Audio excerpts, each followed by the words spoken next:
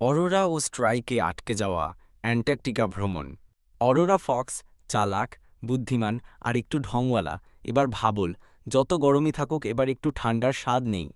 আর তখনই মাথায় এলো অ্যান্টার্কটিকা, বরফে ঢাকা এক নিঃসঙ্গ মহাদেশ, যেখানে পেঙ্গুইনদের রাজত্ব আর বাতাসে হিমেল চুমু।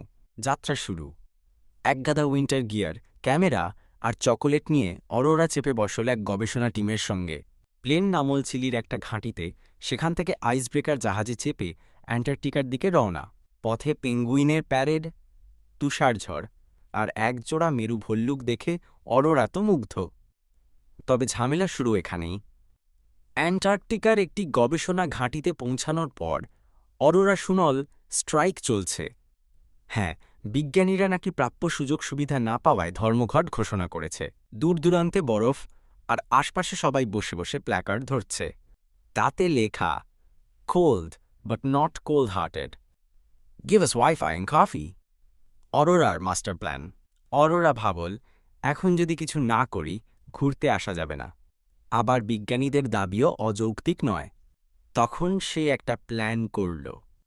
সে ওখানকার পেঙ্গুইনদের প্রশিক্ষণ দিয়ে বানিয়ে ফেলল এক পেঙ্গুইন প্রেজেন্টেশন টিম। বিজ্ঞানীরাদের দাবিগুলো পেঙ্গুইনরা অভিনয় করে তুলে ধরল হেডকোয়ার্টারের সামনে লাইভ ভিডিও কলে। কিউট পেঙ্গুইনের কান্না আর চা খাওয়ার নাটক দেখে হেড অফিসও নরম।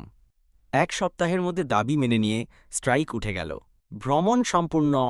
অরোরা এরপর বরফে গড়িয়ে পেঙ্গুইনের সাথে নাচ করে গ্লেসিয়ারের ভেতর রহস্য খুঁজে অ্যান্টার্কটিকার আসল রূপ উপভোগ করল।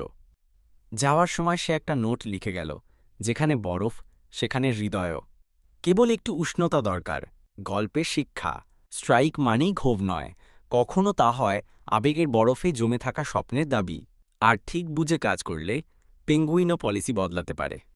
তো বন্ধুরা, কেমন লাগলো অরোরা ফক্সের বরফ ঢাকা এই রোমাঞ্চকর অভিযানের গল্প? পেঙ্গুইনের নাটক, স্ট্রাইকের ঝামেলা আর শিয়ালের কৌশল, সব মিলিয়ে এক জমজমাট ভ্রমণ, তাই না?